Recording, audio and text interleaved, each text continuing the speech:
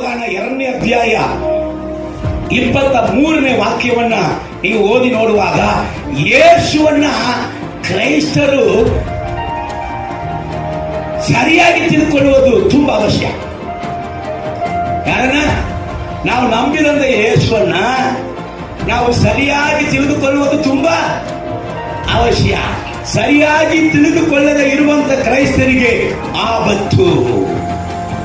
ಸರಿಯಾಗಿ ತಿಳಿದುಕೊಳ್ಳದೆ ಇರುವಂತ ಕ್ರೈಸ್ತರಿಗೆ ಆಪತ್ತು. ಯಾಕೆಂದ್ರೆ ಇಲ್ಲಿ ಯೇಸುಸ್ವಾಮಿ ಹೇಳ್ತಾ ಇದ್ದಾರೆ, ನನ್ನ ಹೆಸರಲ್ಲಿ ಅನೇಕರ ಯೇಸು ಬರ್ತಾರೆ.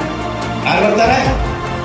ನನ್ನ ಹೆಸರನ್ನು ಹೇಳಿ ಅನೇಕರ ಯೇಸುಗಳು ಬರ್ತಾರೆ. ಅವ್ರು ಏನ್ ಮಾಡ್ತಾರೆ?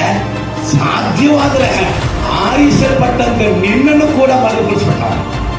ಅದೇ ಇವತ್ತು ಸಭೆ ಅನೇಕ